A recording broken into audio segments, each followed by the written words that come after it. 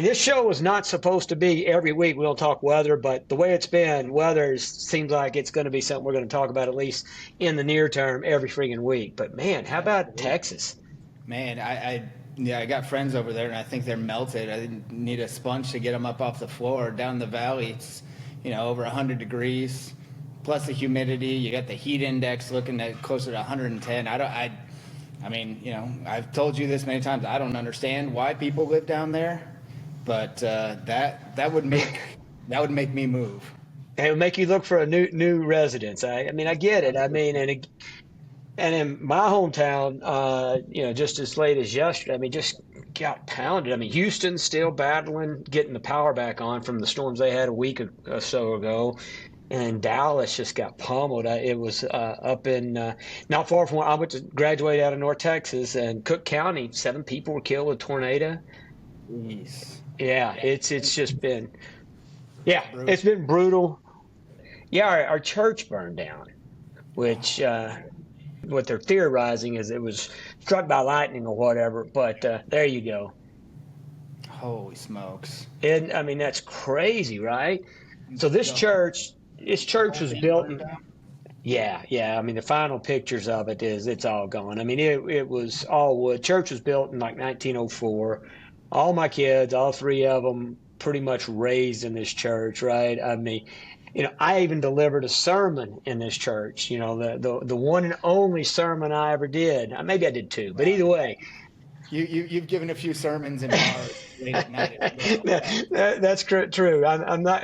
Yeah, I hope it was more effective what I was talking about here than the bars. But yeah, super sad deal. Roy City was a really small town. We moved there, and it's blown up like everything else around Dallas. But yeah, certainly, you know, very sad for the folks back there.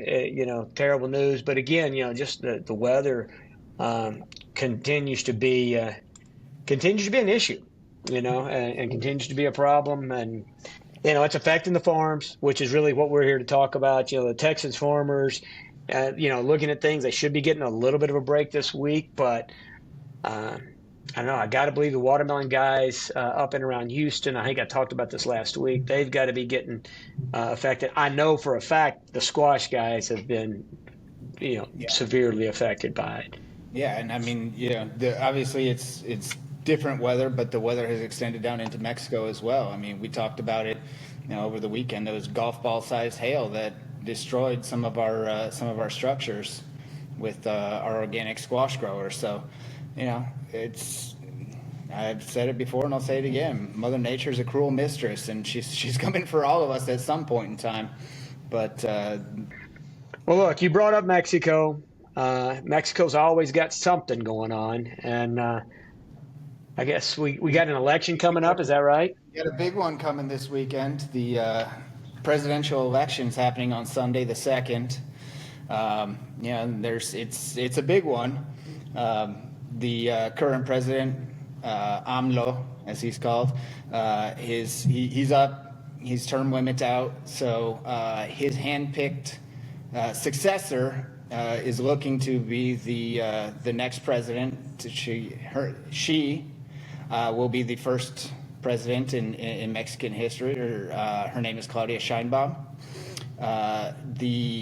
Her opponent is running a coalition of basically everybody but Morena, who is the party that has the presidency at the moment.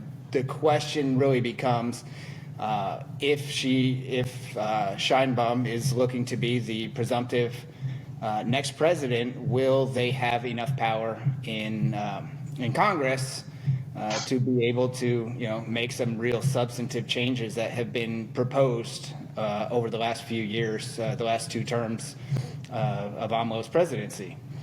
So it's definitely something that needs to be looked at. The situation in Mexico at the moment is very unstable. It's going to cause, I would not be surprised if there are some disruptions over the next few weeks as the aftermath of the election start to unfold. It's typically a good idea to stay away from Mexico for the first week or two after an election, because similar to what happened here after our recent election, there's going to be a lot of folks saying that the results are not legitimate, and the situation is, as I said, it's just going to be unstable. Yeah. It will cause some logistical nightmares, specifically related to fruits and vegetables and crossings. So there's even more uncertainty with markets going forward, at least with Mexican-grown products. The deal is, and you and I talked about this, I think, on 2 or 3 weeks ago, but the violence down there has certainly continued to grow, and that's affecting all the growers. Doesn't matter if you're a veg guy, grape guy, whatever, right? It's making safety a concern for workers to be out there or just wanting to travel. Some of these folks come from different parts.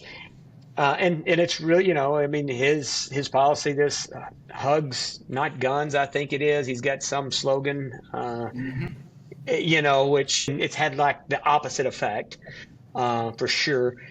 So do you see anything with, with either of these two candidates? I mean, I think it's a foregone conclusion that Claudia is going to get this thing, right? I mean, it depends who you talk to. Morena definitely has the support in the rural areas. It's just a matter of, whether there's going to be enough people coming out to vote in the urban areas that might be able to swing the election the other way. But it does seem that all the polling at the moment is showing that Sheinbaum is going to win. Sheinbaum will be a little more pragmatic than AMLO has been. Whether that actually amounts to significant changes or not, I don't know. There's chatter that, realistically, because Sheinbaum is AMLO's handpicked successor, that his policies will simply continue, and he will continue to essentially lead the country from the shadows behind her. So, obviously something needs to give. Mexico's a fantastic place and a beautiful country, but it's not somewhere where most people want to be right now, and it's a shame. Yeah, indeed, yeah, for sure. And we travel in and out of there enough. I mean, we appreciate the beauty of Mexico and the people and what's there. It's just really unfortunate that there is this element that really keeps so many people from discovering it, for sure.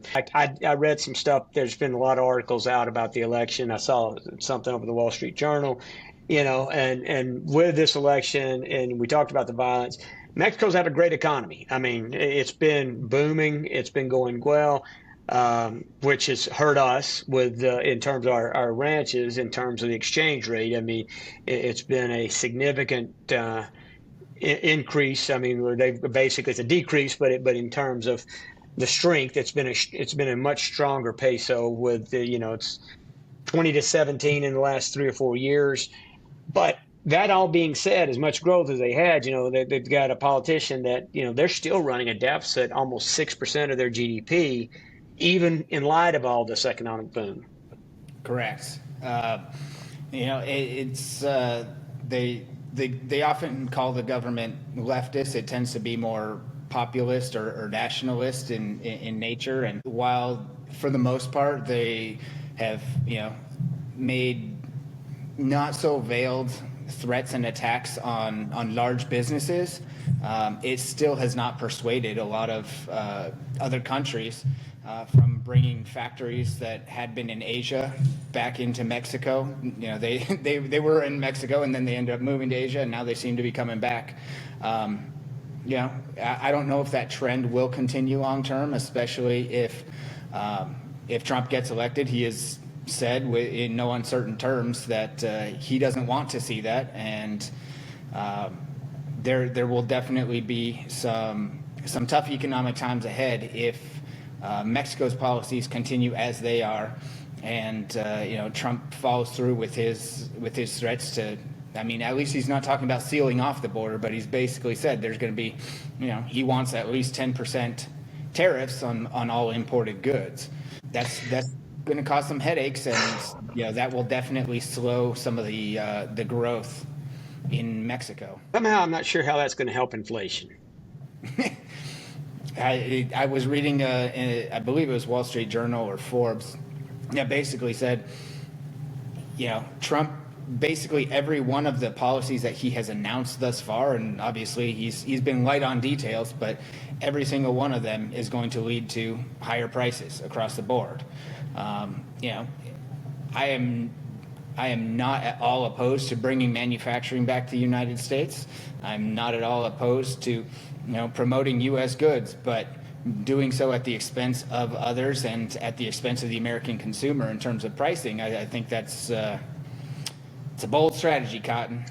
It is. It is definitely a bold strategy, and again, me and you we could just have a whole show on politics, and we could probably just stay in Mexico and have a show on that. But I don't think anybody's tuned in to hear Matt and Craig's opine on politics past what we've done. I think we've given them enough, and it definitely will make life interesting, whatever goes on with the Mexico elections for us and vegetables and our growers and everything. But something on specific on fresh produce, there was IFPA report this week on the top 20 fruits and vegetables, and we had a couple show up this week on there. Thankfully, yeah. I mean, squash was only 13 on the list. We need to figure out how we got to get squash move further up that list. But the fact that it made the list is actually somewhat surprising to me. Well, I mean, yeah, I was me and you, obviously for us to have that as our deal, and both of us were like, look, it made top 20, top 15. That's awesome. I mean, that's good news. I'm like you, I'd like to see it come up a notch, but we had a couple of hitters on the list. Tomatoes number 3, peppers number 6, and cukes. I mean, some of our big boys are all in the top 15. It feels pretty good. So it's impressive. I mean, they say average American eats 137 pounds of vegetables per week. I mean, that's pretty hefty. For as much as they talk about Americans not eating healthy and how our diet tends to be, very protein centric, meat specifically, 137 pounds is, that's not something to turn your nose up at. No, it's not, and I was a little taken back by that number, when we looked at that as well. And, I was working on some stuff for a show I've got coming up specifically on tomatoes.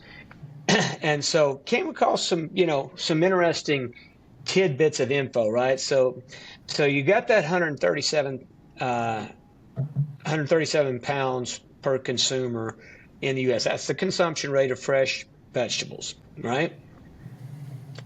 That equates to, if you look at the population as it's stated right in 2022, that equates to 46.5 billion pounds we consume in a year of vegetables. Now, I mentioned tomatoes. I'm going to get to that in a second, but that's 46.5 billion. In 2000, now, here's the thing that, people kind of get wadded up around. It's like, wow, the per capita consumption's declined, which on vegetables it has. So if you go back to 2000, it was 146.8 pounds consumers is what they consume versus the 137 that you mentioned. But if you do the math on the population, right, the folks that are out there eating, the demand piece was 5 billion pounds less than it was in 2000. So in other words, the demand has grown from 41.5 billion in 2000 to 46.5 billion currently. 12% increase. We talk about consumption being down, we talk about it going down, but the thing is what we lose. Granted, on a per capita consumption, yeah, we want people to be eating more, obviously, as each individual. But when you look at it from any industry, right, doesn't matter what you're in, right, our demand base is growing, more mouths, right, and the good news is, the mouths that keep joining the population continue to maintain that same consumption rate, right? So ultimately, the demand for vegetables is up 12% if you look at it on a consumption base. But here's the one that again, going back to what I was saying, I'm working on a show I've got coming up, got to looking at tomato information. That's how I was so easily able to calculate those statistics for you on vegetables. But let me ask you, what do you think, and I know you're close, near and dear to the tomato things going on. What do you think the increase in tomatoes has been since 2000? On a percentage basis? Yes, just on a percentage basis. 12 to 15%. So the number, and let me just pull up here real quick. I've got a graph here that's on the, I believe this is the one. This is a look at the per capita consumption of fresh tomatoes in the United States from 2002 22. And again, I was amazed looking at this. You can see the per capita consumption is really flat. I mean, it peaked. Oh, what year is this? It peaked right in here, 2011, at 21 pounds per U.S. consumer, but it's back down to 19. And you can see a little bit of a dip on a per capita consumption as we had the pandemic. But overall, since 2000, everybody's eating about 20 pounds. It's right at 20 pounds is what they eat. Call it 19.7 is the average I looked at on that. Right? So the actual increase in demand is right at 25% over the course of the last, 24 years, 22 years, something like that. I'm looking at 2023. 25%. We are today consuming 1.3 billion more pounds of tomatoes than we did in the U.S. back in 2000. 1.3 billion pounds. It's a lot of lycopene. That's a lot of lycopene, and then, now I've even extrapolated out based on what they do some, I took that 19.7, I looked at U.S. data for the population growth that they plan. Here's the thing I will tell everybody. My calculations should be correct, but could be wrong. But the data that I'm accessing, the per capita consumption and the population of the United States, those are actual figures from real sources. So you can maybe challenge me on what I'm doing with calculations, but I can tell you, you can't challenge me on the data, at least from the sources I got it from. In fact, the per capita consumption is from the U.S. Department of Ag Economic Research. But here's an interesting thing, is if you look at population going forward, and I looked at this a couple of times, we're going to need another 1.5 billion pounds of tomatoes to meet the demand if everybody stays eating 19.7 pounds in the future. Over what time frame? So that's 2027. So that's based on 2027 population expectation in the United States. 347 million is the expected number of the population in the United States. And that's 6.8 billion pounds of tomatoes versus what we have today of 6.7. Well, it's great news for tomato producers if that trend continues. The thing is you're going to have massive per capita reduction, which we haven't seen in the last 24 years. Looking at that graph that I'm showing there now, right? So you haven't seen that in the last 24 years. So there's no reason to say that you're going to see that. So yeah. The only thing is the population doesn't grow at the rate, but it's going to grow at some rate, right? I mean, we're still in a positive growth rate in terms of the population. I mean, it's slowed considerably, but yeah, I mean, I don't know. Couple that with people living longer, probably because they're eating more fruits and vegetables. There's no reason to believe that the population is going to be stagnant to down, at least in the short term. We've got to be about continue to find ways and growing more stuff, right? We've got to grow it more because, the demand can be there, and quite often demand is driven by access, right? I mean, there was a time when there was no demand for avocados on the East Coast. I mean, there was a little bit of Florida demand, but there just really wasn't. Why? Because they didn't typically have access. I mean, only a short period of time with the California season, But once they had access to it and they had the chance to enjoy it, well, then all of a sudden, it became a huge demand, and all that population contributed. So anyway, pretty excited. I was excited to read that. I was excited to think, all this, we're not eating more fruits and vegetables. Well, on a per capita basis, yeah, possibly we're not eating more, but we got more folks here that are freaking coming to the grocery store and saying, "Hey, I need some more of this and that." So good news for all of us in the produce business. I was going to say it's good news for us. Well, look, all right. So that's a quite a bit on a bunch of different things. Let's get to the markets. Let's talk some markets. I'm not going to. Don't need to spend much time on the watermelon deal. Watermelon deal continues to hold in strong. It's about a 190 right now. I think this thing's going. I think it's going to be probably maybe a 220. I'm going to call it. I'm going to call it at least a 225 market for the 4th of July pull, which is 2 weeks out. That's my number. I'm throwing out there. I don't doubt that for a second. I mean, there's people that are already talking it up over 200 for next week. So 225 is definitely not outside the realm of possibility.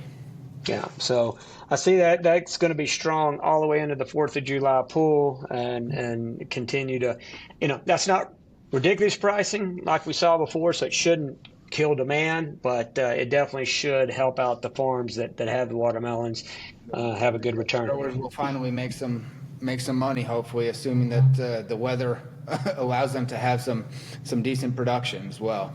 Yeah. Now, one market, our intel may be a little different, but the green bean market, it's definitely in a higher price. So it's at least a $30 bill. I'm hearing this thing is pushing by the end of this week going to be closer to $38, $40. What say you? No, like I said, I'm not going to say it's not going to be there, but outside of your typical Thanksgiving season, it's a rarity that beans hit these prices. So, obviously the weather issues on the East Coast have definitely hampered their ability to produce. And it's not like weather in central Mexico or even in California has been ideal. So, is it a possibility? Absolutely. I'm still thinking it's probably going to settle in the low 30s, but if people are talking it up and the demand is there, then hey, let it go to 40. Let it go to 40. Yeah. I don't have any green beans to sell, so I don't have a dog in the fight at the moment. But I hope the farmers that do have them can make out. Well, you do have a dog in this next fight coming up, and that is the squash market. No, that's one that we had talked, I think, back in late March, early April, and we had discussed the possibility that we thought the Sonora season was likely going to wind down a little earlier than it normally does. And we're seeing signs of that already. And we figured markets would be slightly better. I think I threw out like a $14 to $16 bill, and we're double that at the moment. Yeah, I was gonna say, well, I was close. Yeah. I've missed markets occasionally in the past, but this one is definitely a lot stronger than I ever expected it to be for this time period. When you're 25 plus on everything, those are very good squash markets if you have any volume. And we've discussed how squash, the volume comes and goes very quickly. So I do not see this thing changing for the worse anytime soon. If anything, it's looking like there's probably going to be at least a couple weeks of really strong squash markets. Well, yeah, and I heard reports this morning, California sold out at $40 a box on squash today. You can't do that to me when I'm drunk. Yeah, that's the report. I know. We're seeing it. It's definitely it's above 30 now here, and it looks all indications. This it's going to be in the high 30s as we go into the first part of next week for sure. Yeah, that's impressive. Like I said, I definitely missed that one. And I mean, both conventional and organic, when the markets are really good or really bad, you basically have price parity. And this is another one of those situations where, the organic is going for the same price as the conventional just because conventional is just so expensive at the moment. Well, and like I say, I've got pulled up here the Produce IQ graph on squash, and it's definitely not reflecting those prices for next week as I've indicated, or even for this week, right? But it is showing a trend, right? When we have been holding to trend based on it looks like the last 8 weeks, we've been holding to last year's trend. So if we maintain just the trend line with this market we got coming this week, hell, Matt, we're going to be a $70-$80 box of squash by the time we get towards the end of summer. Yeah. Well, if it happens, I'll thank my lucky stars, and you can force me into retirement for missing the market that badly. But I'm Yeah. going to assume at some point in time something's going to give. Something always breaks. I'm not calling a $70 to $80 market, but I do think, yeah, with even we're going to see this spike. It'll last until some things start to come in, get to normalize, and it'll come back down. But we talked before.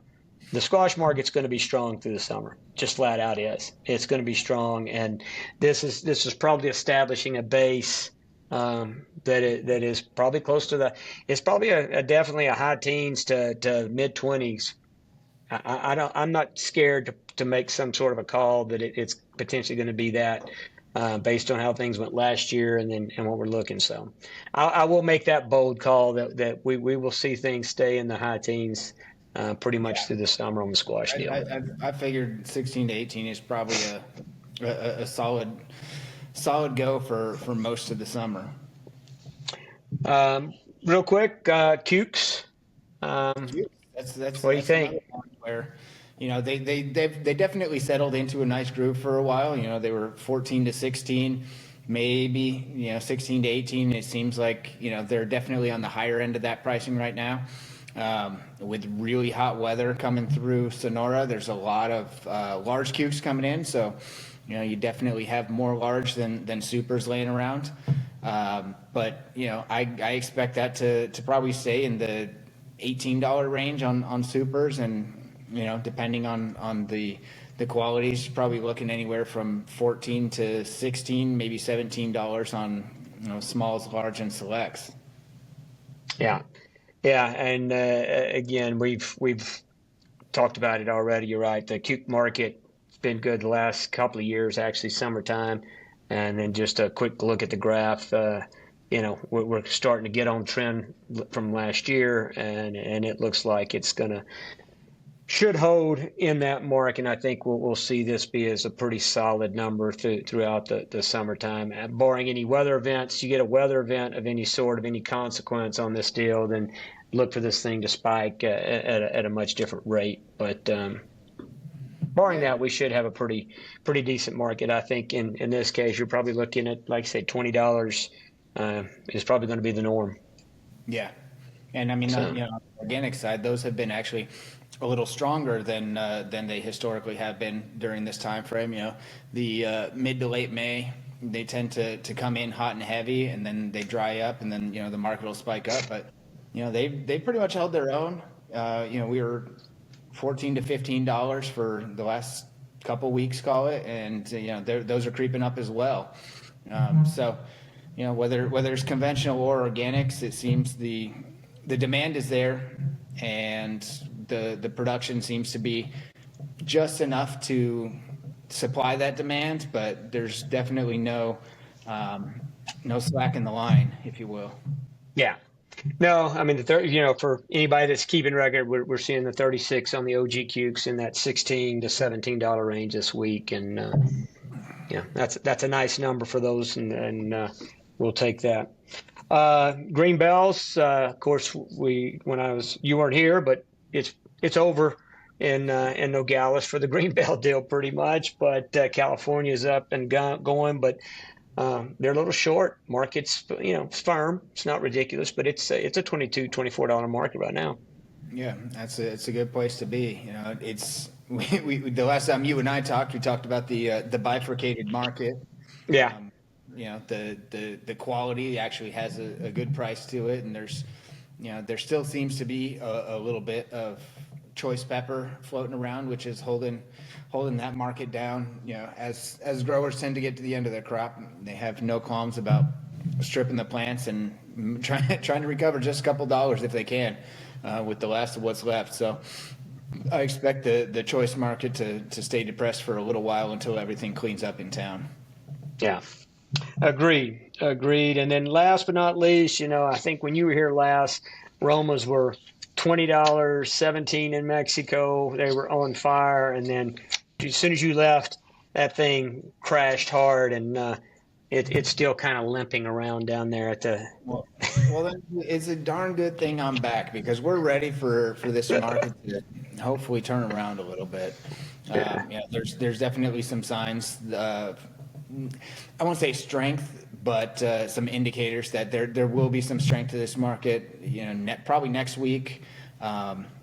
I think right now there's still a lot of people holding on some inventory that once they work through, hopefully this at least maintain itself in double digits. There's definitely some people that are quoting in the high single digits, but if we could get back up to a $12, $14 bill, I think that'd be a good range to be in.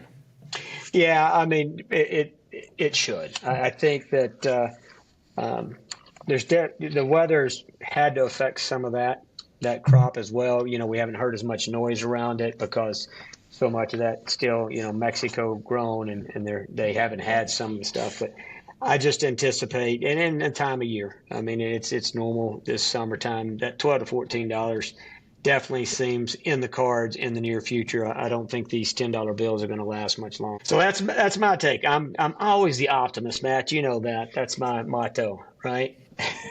I'm not trying to drag any markets down, but I won't say I'm a pessimist, but I'm always cautiously optimistic. Well, on the caution.